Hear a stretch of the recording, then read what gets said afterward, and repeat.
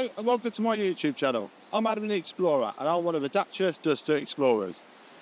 In this video you'll see me driving green lanes, which is commonly known as a hobby of green laning. Some of these lanes can be easy and some can be incredibly difficult and or potentially dangerous, but all offer a beautiful feeling of excitement and escapism. If you have any doubt about the green lane you're driving, get out and walk the lane first, making a mental note of places to turn around and if needed, thinking about strategies to overcome any difficult sections you come across. Because reversing after a failed attempt to get along the lane can be incredibly difficult and increases your risk of an accident or potential damage to your vehicle. I personally should know.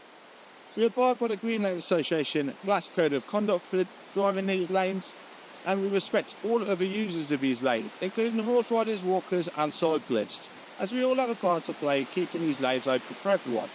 If you're thinking of green laning yourself, please consider joining the Green Lane Association to help in the fight to keep these lanes open and to help you understand more about this hobby.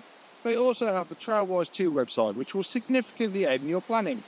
Please don't forget to like and subscribe to get updates on new videos and check out my large video collection.